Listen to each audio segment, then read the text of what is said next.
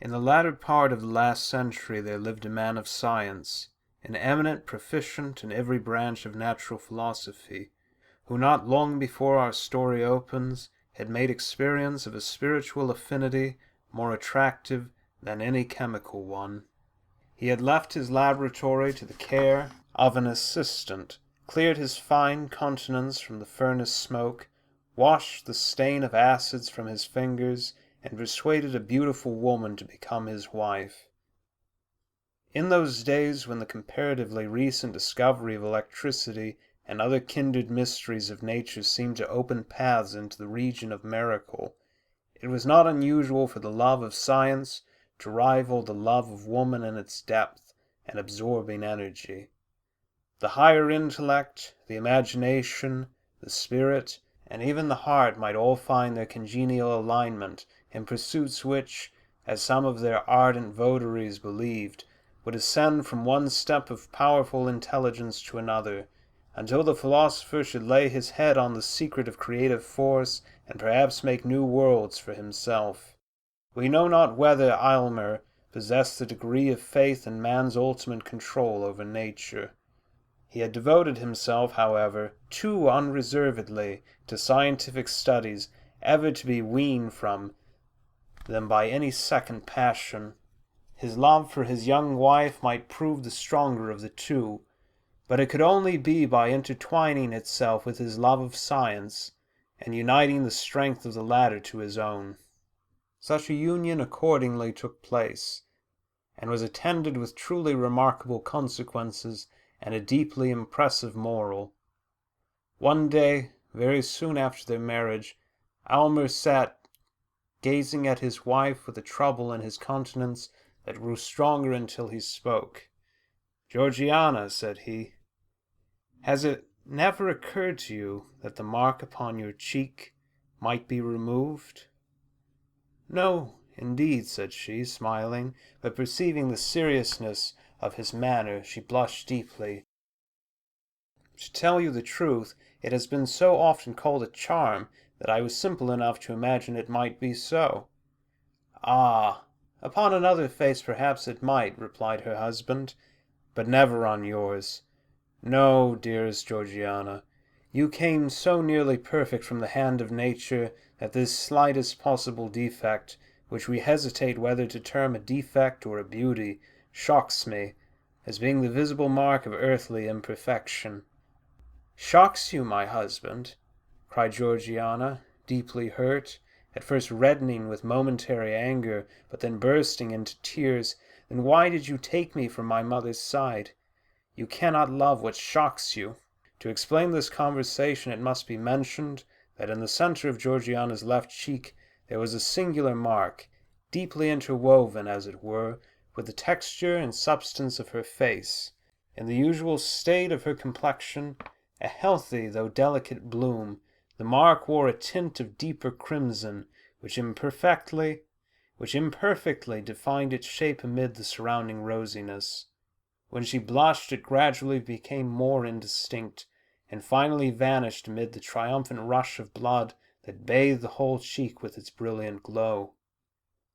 But if any shifting motion caused her to turn pale, there was the mark again, a crimson stain upon the snow, in what Aylmer sometimes deemed an almost fearful distinctness. Its shape bore not a little similarity to the human hand, though of the smallest pygmy size.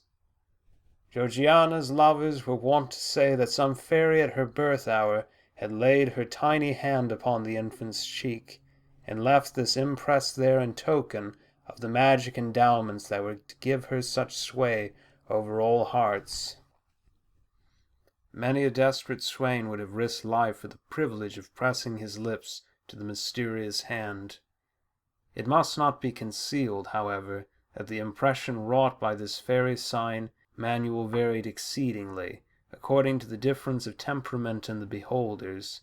Some fastidious persons, but they were exclusively of her own sex, affirmed that the bloody hand, as they chose to call it, quite destroyed the effect of Georgiana's beauty, and rendered her countenance even hideous, but it would be as reasonable to say that one of those small blue stains which sometimes occur in the purest statuary marble would convert the Eve of Powers to a monster. Masculine observers, if the birthmark did not heighten their admiration, contented themselves with wishing it away, that the world might possess one living specimen of ideal loveliness without the semblance of a flaw. After his marriage, where he thought little or nothing about the matter before, Aylmer discovered that this was the case with himself. Had she been less beautiful, if envy's self could have found aught else to sneer at, he might have felt his affection heightened by the prettiness of this mimic hand now vaguely portrayed, now lost, now stealing forth again, and glimmering to and fro with every pulse of emotion that throbbed within her heart. But seeing her otherwise so perfect, he found this one defect grow more and more intolerable with every moment of their united lives. It was the fatal flaw of humanity which nature, in one shape or another, stamps ineffaceably on all her productions, either to imply that they are temporary and finite, or that their perfection must be wrought by toil and pain. The crimson hand expressed the ineludible gripe in which mortality clutches the highest and purest of earthly mold, degrading them into kindred with the lowest, and even with the very brutes, like whom their visible frames return to dust. In this manner, selecting it as the symbol of his wife's liability to sin, sorrow, decay, and death, Aylmer's sombre imagination was not long in rendering the birthmark a frightful object, causing him more trouble and horror than ever Georgiana's beauty, whether of soul or sense, had given him delight. At all the seasons which should have been their happiest, he invariably and without intending it, nay, in spite of a purpose to the contrary, reverted to this one disastrous topic. Trifling as it at first appeared, it so connected itself with innumerable trains of thought and modes of feeling that it became the central point of all.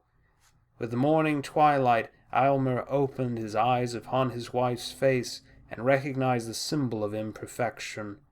And when they sat together at the evening hearth, his eyes wandered stealthily to her cheek, and beheld, flickering with the blaze of the wood fire, the spectral hand that wrote mortality where he would fain have worshipped. Georgiana soon learned to shudder at his gaze. It needed but a glance, with the peculiar expression that his face often wore, to change the roses of her cheek into a death-like paleness, amid which the crimson hand was brought strongly out, like a bas-relief of ruby on the whitest marble. Late one night, when the lights were growing dim, so as hardly to betray the stain on the poor wife's cheek, she herself, for the first time, voluntarily took up the subject. "Do you remember, my dear Aylmer," said she, with a feeble attempt at a smile, "have you any recollection of a dream last night about this odious hand?" "None, none whatever," replied Aylmer, starting, but then he added in a dry, cold tone, affected for the sake of concealing the real depth of his emotion, "I might well dream of it, for before I fell asleep it had taken a pretty firm hold of my fancy." "And you did dream of it?" continued Georgiana, hastily, for she dreaded lest a gush of tears should interrupt what she had to say. "A terrible dream. I wonder that you can forget it. Is it possible to forget this one expression? It is in her heart now. We must have it out. Reflect, my husband, for by all means I would have you recall that dream. The mind is in a sad state when sleep, the all-involving, cannot confine her spectres within the dim region of her sway, but suffers them to break forth, affrighting this actual life with secrets that perchance belong to a deeper one. Aylmer soon remembered his dream. He had fancied himself with his servant Aminadab, attempting an operation for the removal of the birthmark, but the deeper went the knife, the deeper sank the hand, until at length its tiny grasp appeared to have caught hold of Georgiana's heart, whence, however, her husband was inexorably resolved to cut or wrench it away. When the dream had shaped itself perfectly in his memory, Aylmer sat in his wife's presence with a guilty feeling. Truth often finds its way to the mind close muffled in robes of sleep, and then speaks with uncompromising directness of matters in regard to which we practice an unconscious self-deception during our waking moments. Until now, he had not been aware of the tyrannizing influence acquired by one idea over his mind, and lengths which he might find in his heart to go for the sake of giving himself peace. When the dream had shaped itself perfectly in his memory, Aylmer sat in his wife's presence with a guilty feeling. Truth often finds its way to the mind close muffled. Aylmer, resumed Georgiana solemnly, I know not what may be the cost to both of us to rid me of this fatal birthmark. Perhaps its removal may cause cureless deformity, or it may be the stain goes as deep as life itself. Again, do we know that there is a possibility, on any terms, of unclasping the firm grip of this little hand which was laid upon me before I came into the world? Dearest Georgiana, I have spent much thought upon the subject, hastily interrupted Aylmer. I am convinced of the perfect practicality of its removal. If there be the remotest possibility of it, continued Georgiana, let the attempt be made at whatever risk. Danger is nothing to me, for life, while this hateful mark makes me the object of your horror and disgust, life is a burden which I would fling down with joy. Either remove this dreadful hand, or take my wretched life. You have deep science, all the world bears witness of it. You have achieved great wonders. Cannot you remove this little mark which I cover with the tips of 2 small fingers? Is this beyond your power, for the sake of your own peace, and to save your poor wife from madness? Noblest, dearest, tenderest wife, cried Aylmer, rapturously, doubt not my power. I have already given this matter the deepest thought which might almost have enlightened me to create a being less perfect than yourself. Georgiana, you have led me deeper than ever into the heart of science. I feel myself fully competent to render this dear cheek as faultless as its fellow, and then, most beloved, what will be my triumph when I shall have corrected what nature left imperfect in her fairest work? Even Pygmalion, when his sculptured woman assumed life, felt not greater ecstasy than mine will be. It is resolved, then, said Georgiana, faintly smiling, and, Aylmer, spare me not, though you should find the birthmark take refuge in my heart at last. Her husband tenderly kissed her cheek, her right cheek, not that which bore the impress of the crimson hand. The next day Aylmer apprised his wife of a plan that he had formed, whereby he might have opportunity for the intense thought and constant watchfulness which the proposed operation would require, while Georgiana likewise would enjoy the perfect repose essential to its success. They were to seclude themselves in the extensive apartments occupied by Aylmer as a laboratory, and where, during his toilsome youth, he had made discoveries in the elemental powers of nature that had aroused the admiration of all the learned societies in Europe. Seated calmly in his laboratory, the pale philosopher had investigated the secrets of the highest cloud region and of the profoundest mines. He had satisfied himself of the causes that kindled and kept alive the fires of the volcano, and had explained the mystery of fountains, and how it is that they gush forth, some so bright and pure, and others with such rich medicinal virtues, from the dark bosom of the earth. Here, too, at an earlier period, he had studied the wonders of the human frame, and attempted to fathom the very process by which nature assimilates all her precious influences from earth and air, and from the spiritual world, to create and foster man, her masterpiece. The latter pursuit, however, Aylmer had long laid aside an unwilling recognition of the truth, against which all seekers sooner or later stumble, that our great creative mother, while she amuses us with apparently working in the broadest sunshine, is yet severely careful to keep her own secrets, and, in spite of her pretended openness, shows us nothing but results. She permits us, indeed, to mar, but seldom to mend, and, like a jealous patentee, on no account to make. Now, however, Aylmer resumed his half-forgotten investigations, not, of course, with such hopes or wishes as first suggested them, but because they involved much physiological truth, and lay in the path of his proposed scheme for the treatment of Georgiana. As he led her over the threshold of the laboratory, Georgiana was cold and tremulous. Aylmer looked cheerfully into her face, with intent to reassure her, but was so startled with the intense glow of the birthmark upon the whiteness of her cheek that he could not restrain a strong convulsive shudder. His wife fainted. "Aminadab! Aminadab!" shouted Aylmer, stamping violently on the floor. Forthwith there issued from an inner apartment a man of low stature, but bulky frame, with shaggy hair hanging about his visage, which was grimed with the vapors of the furnace. This personage had been Aylmer's underworker during his whole scientific career, and was admirably fitted for that office by his great mechanical readiness, and the skill with which, while incapable of comprehending a single principle, he executed all the details of his master's experiments. With his vast strength, his shaggy hair, his smoky aspect, and the indescribable earthiness that encrusted him, he seemed to represent man's physical nature, while Aylmer's slender figure and pale, intellectual face were no less apt a type of the spiritual element. "Throw open the door of the boudet, Aminadab," said Aylmer, "and burn a pastille." "Yes, master," answered Aminadab, looking intently at the lifeless form of Georgiana, and then he muttered to himself, "If she were my wife, I'd never part with that birthmark."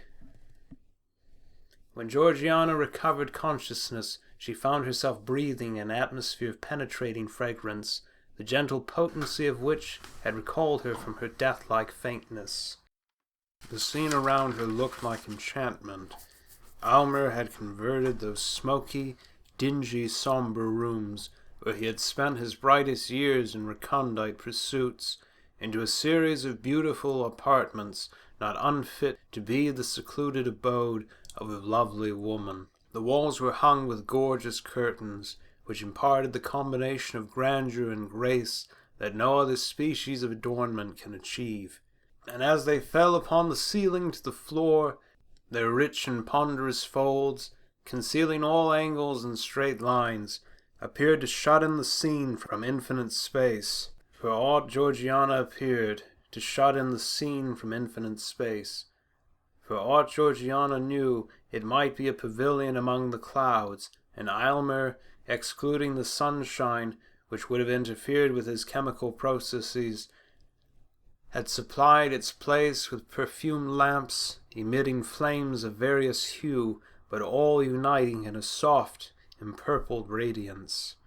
He now knelt by his wife's side, watching her earnestly, but without alarm, for he was confident in his science, and felt that he could draw a magic circle around her, within which no evil might intrude.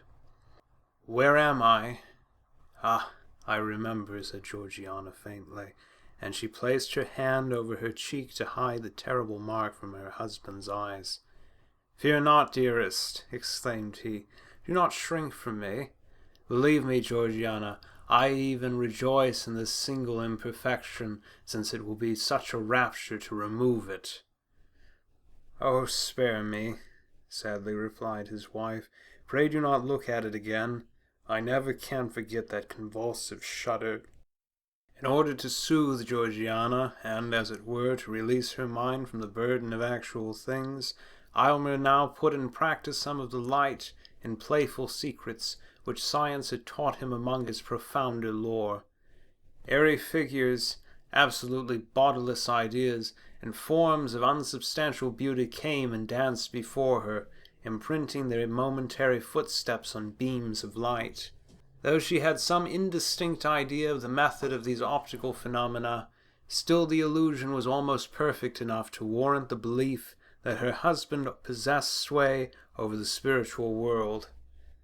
Then again, when she felt a wish to look forth from her seclusion, immediately, as if her thoughts were answered, the procession of external existence flitted across the screen. The scenery and the figures of actual life were perfectly represented, but with that bewitching yet indescribable difference which always makes a picture, an image, or a shadow so much more attractive than the original. When wearied of this, Aylmer bade her cast her eyes upon a vessel containing a quantity of earth. She did so, with little interest at first, but was soon startled to perceive the germ of a plant shooting upward from the soil.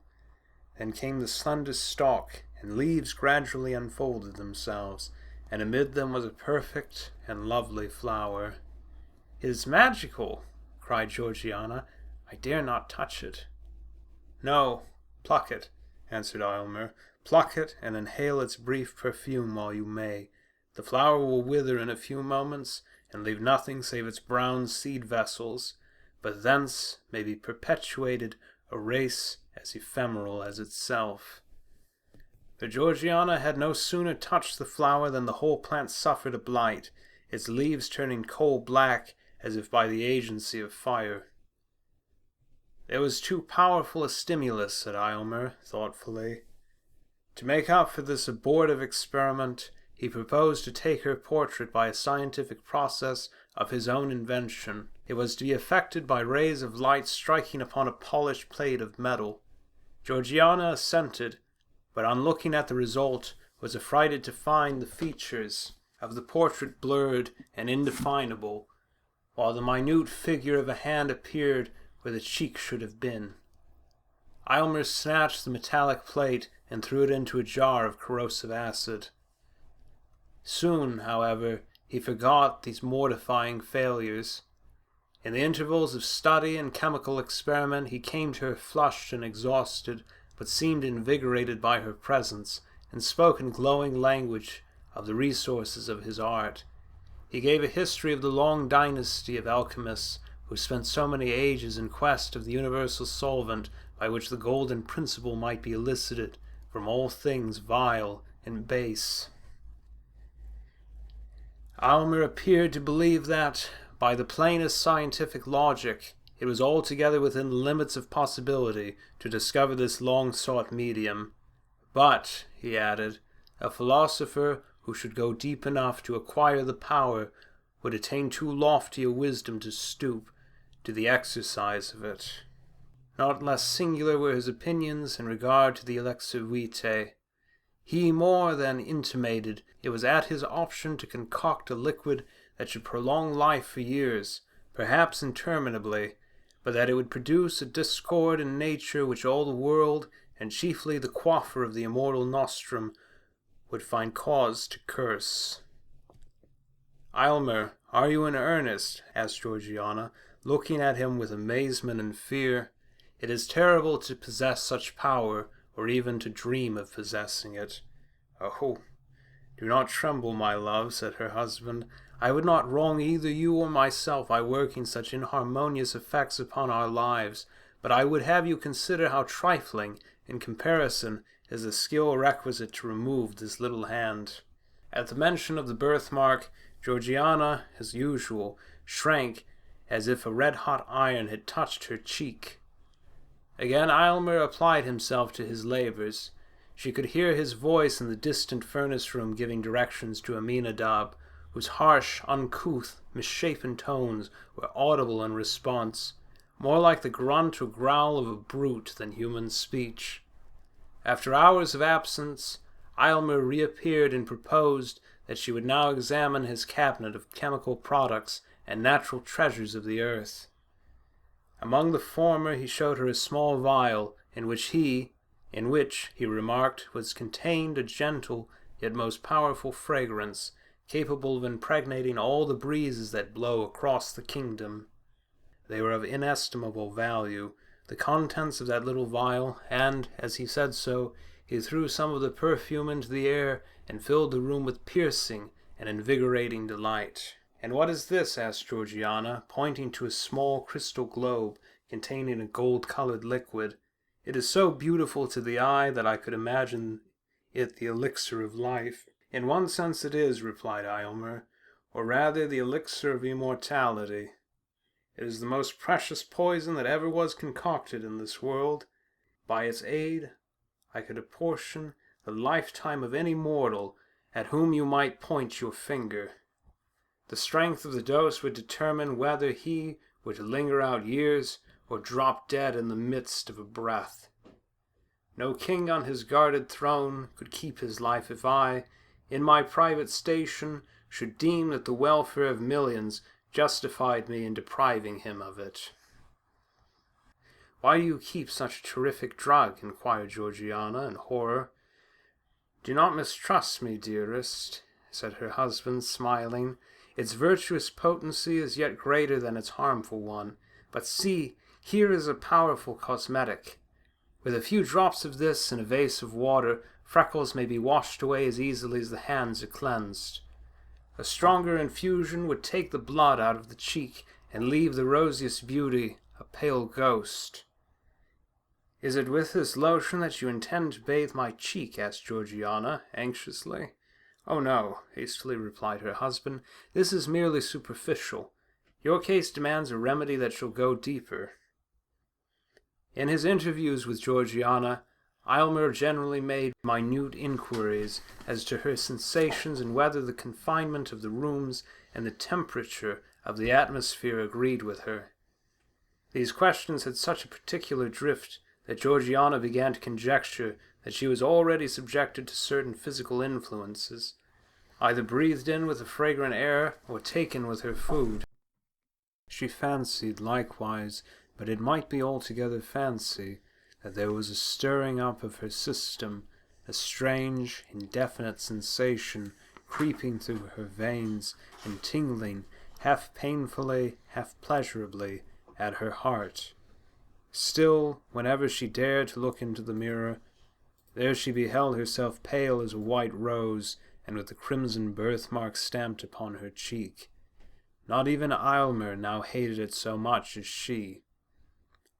To dispel the tedium of the hours which her husband found it necessary to devote to the process of combination and analysis, Georgiana turned over the volumes of his scientific library. In many dark old tomes she met with chapters full of romance and poetry. They were the works of the philosophers of the Middle Ages, such as Albertus Magnus, Cornelius Agrippa, Paracelsus, and the famous friar who created the prophetic brazen head. All these antique naturalists stood in advance of their centuries, yet were imbued with some of their credulity, and therefore were believed, and perhaps imagined themselves to have acquired from the investigation of nature a power above nature, and from physics a sway over the spiritual world. Hardly less curious and imaginative were the early volumes of the Transactions of the Royal Society, in which the members, knowing little of the limits of natural possibility, were continually recording wonders or proposing methods whereby wonders might be wrought. But to Georgiana the most engrossing volume was a large folio in which he had recorded every experiment of his scientific career, its original aim, the methods adopted for its development, and its final success or failure, with the circumstances to which either event was attributable. The book, in truth, was both the history and emblem of his ardent, ambitious, imaginative, yet practical and laborious life. It handled physical details as if there were nothing beyond them, yet spiritualized them all, and redeemed himself from materialism by his strong and eager aspiration towards the infinite. In his grasp the veriest clod of earth assumed a soul. Georgiana, as she read, reverenced Aylmer and loved him more profoundly than ever, but with a less entire dependence on his judgment than heretofore. Much as he had accomplished, she could not but observe that most splendid successes were almost invariably failures. If compared with the ideal at which he aimed, his brightest diamonds were the merest pebbles, and felt to be so by himself, in comparison with the gems which lay hidden beyond his reach. The volume, rich with achievements that had won renown for its author, was yet as melancholy a record as ever mortal hand had penned. It was the sad confession and continual exemplification of the shortcomings of the composite man, the spirit burdened with clay and working in matter, and of the despair that assails the higher nature at finding itself so miserably thwarted by the earthly part. Perhaps every man of genius, in whatever sphere, might recognize the image of his own experience in Aylmer's journal. So deeply did these reflections affect Georgiana that she laid her face upon the open volume and burst into tears. In this situation, she was found by her husband. "It is dangerous to read in a sorcerer's books," said he with a smile. Though his countenance was uneasy and displeased, "Georgiana, there are pages in that volume which I can scarcely glance over and keep my senses. Take heed lest it prove as detrimental to you." "It has made me worship you more than ever," said she. "Ah, wait for this one success," rejoined he, "and worship me if you will. I shall deem myself hardly worthy of it. But come, I have sought you for the luxury of your voice. Sing to me, dearest." So she poured out the liquid music of her voice to quench the thirst of his spirit, and then he took his leave with a boyish exuberance of gaiety, assuring her that her seclusion would endure but a little longer, and that the result was already certain. Scarcely had he departed when Georgiana felt irresistibly impelled to follow him. She had forgotten to inform Aylmer of a symptom which for 2 or 3 hours past had begun to excite her attention. It was a sensation in the fatal birthmark, not painful, but which induced a restlessness throughout her system. Hastening after her husband, she intruded for the first time into the laboratory. The first thing that struck her eye was the furnace, that hot and feverish worker, with the intense glow of its fire, which by the quantities of soot clustered above it seemed to have been burning for ages. There was a distilling apparatus in full operation. Around the room were retorts, tubes, cylinders, crucibles, and other apparatus of chemical research. An electrical machine stood ready for immediate use. The atmosphere felt oppressively close, and was tainted with gaseous odors which had been tormented forth by the processes of science. The severe and homely simplicity of the apartment, with its naked walls and brave pavement, looked strange, accustomed as Georgiana had become to the fantastic elegance of her boudoir. But what chiefly, indeed almost solely, drew her attention was the aspect of Aylmer himself. He was as pale as death, anxious and absorbed, and hung over the furnace as if it depended upon his utmost watchfulness whether the liquid which it was distilling should be the draught of immortal happiness or misery. How different from the sanguine and joyous mien that he had assumed for Georgiana's encouragement. "Carefully now, Aminadab, carefully, thou human machine, carefully, thou man of clay," muttered Aylmer, more to himself than his assistant. "Now, if there be a thought too much or too little, it is all over." "Oh, oh," mumbled Aminadab. "Look, master, look." Aylmer raised his eyes hastily, and at first reddened, then grew paler than ever on beholding Georgiana. He rushed towards her and seized her arm with a grip that left the print of his fingers upon it. "Why do you come hither? Have you no trust in your husband?" cried him. impetuously. "Would you throw the blight of that fatal birthmark over my labors? It is not well done. Go, prying woman, go." "Nay, Aylmer," said Georgiana, with a firmness of which she possessed no stinted endowment, "it is not you that have a right to complain. You mistrust your wife. You have concealed the anxiety with which you watch the development of this experiment. Think not so unworthily of me, my husband. Tell me all the risk we run, and fear not that I shall shrink, for my share in it is far less than your own." "No, no, Georgiana," said Aylmer impatiently. "It must not be." "I submit," replied she calmly, "and Aylmer, I shall quaff whatever draught you bring me, but it will be on the same principle that would induce me to take a dose of poison, if offered by your hand." "My noble wife," said Aylmer, deeply moved, "I knew not the height and depth of your nature until now. Nothing shall be concealed. Know, then, that this crimson hand, superficial as it seems, has clutched its grasp into your being with a strength of which I had no previous conception. I have already administered agents powerful enough to do aught except to change your entire physical system. Only one thing remains to be tried. If that fails us, we are ruined." "Why did you hesitate to tell me this?" asked she. "Because, Georgiana," said Aylmer in a low voice, "there is danger." "Danger? There is but one danger, that this horrible stigma shall be left on my cheek," cried Georgiana. Remove it, whatever be the cost, or we shall both go mad." "Heaven knows your words are true," said Aylmer sadly. "And now, dearest, return to your boudoir. In a little while all will be tested." He conducted her back and took leave of her with a solemn tenderness which spoke far more than his words how much was now at stake. After his departure, Georgiana became wrapped in musings. She considered the character of Aylmer, and did it completer justice than at any previous moment. Her heart exulted, while it trembled, at his honorable love, so pure and lofty that it would accept nothing less than perfection, nor miserably make itself contented with an earthlier nature than he had dreamed of.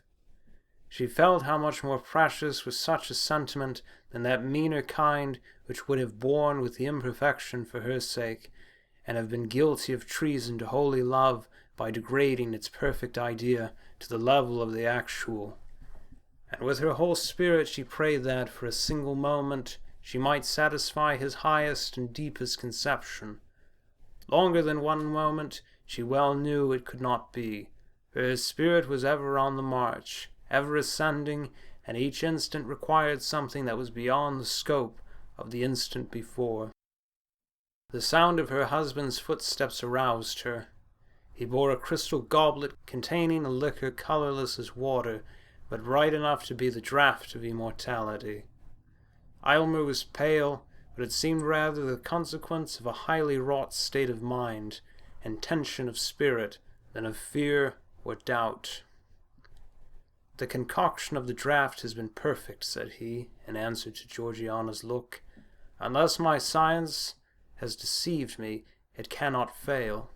"Save on your account, my dearest Aylmer," observed his wife, "I might wish to put off this birthmark of mortality by relinquishing mortality itself in preference to any other mode.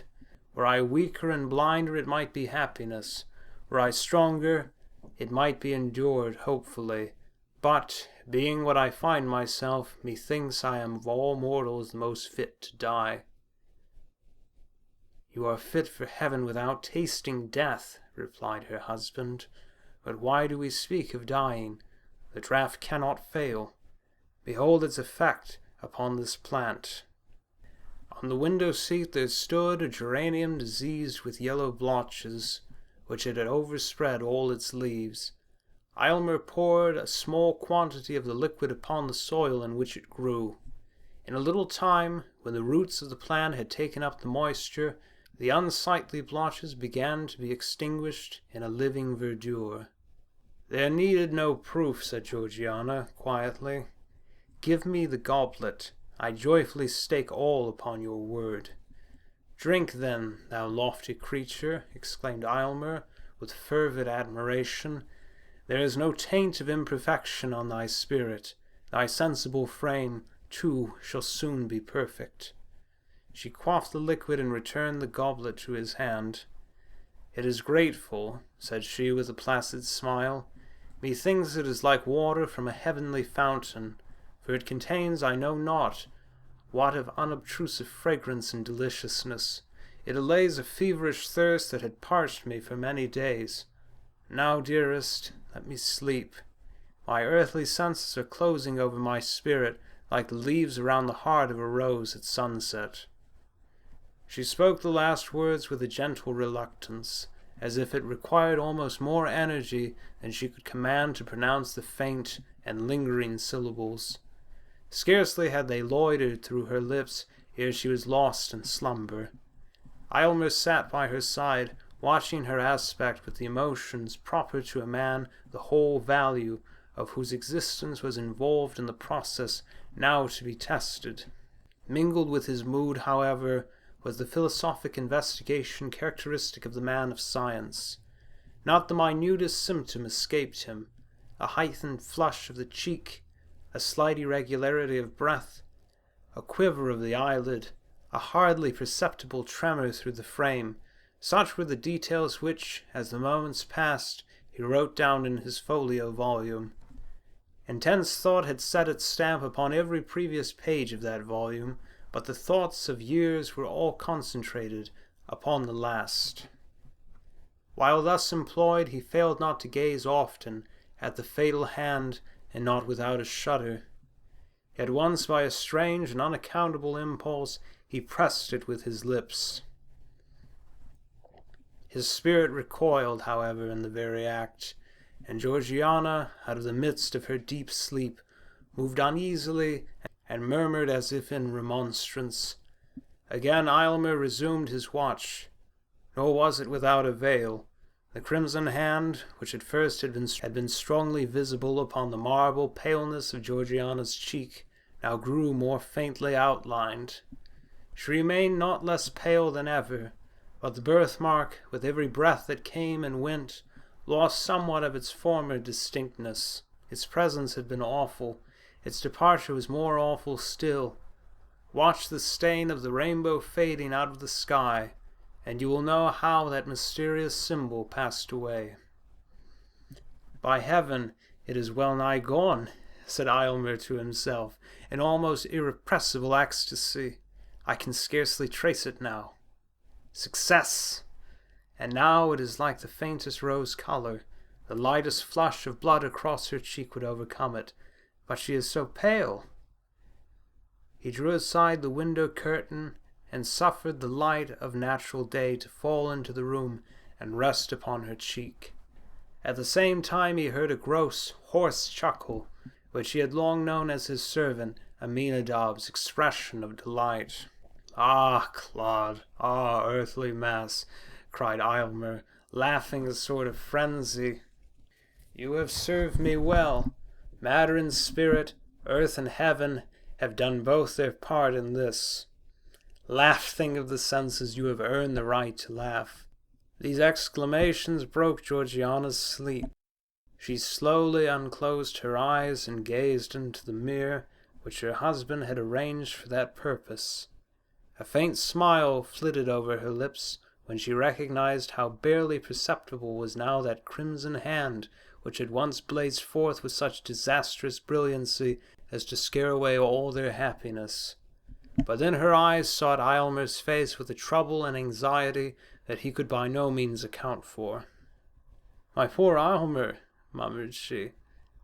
"Poor, nay, richest, happiest, most favored," exclaimed he. "My peerless bride, it is successful. You are perfect." "My poor Aylmer," she repeated with a more than human tenderness, "you have aimed loftily, you have done nobly. Do not repent that with so high and pure a feeling you have rejected the best the earth could offer. Aylmer, dear Aylmer, I am dying. Alas, it was too true. The fatal hand had grappled with the mystery of life, and was the bond by which an angelic spirit kept itself in union with a mortal frame. As the last crimson tint of the birthmark, that sole token of human imperfection, faded from her cheek, the parting breath of the now perfect woman passed into the atmosphere, and her soul, lingering a moment near her husband, took its heavenward flight. Then a hoarse, chuckling laugh was heard again. Thus ever does the gross fatality of earth exult in its invariable triumph over the immortal essence which, in this dim sphere of half-development, demands the completeness of a higher state. Yet Aylmer reached a profounder wisdom. He need not thus have flung away the happiness which would have woven his mortal life of the selfsame texture with the celestial. The momentary circumstance was too strong for him. He failed to look beyond the shadowy scope of time, and living once for all in eternity, to find the perfect future in the present.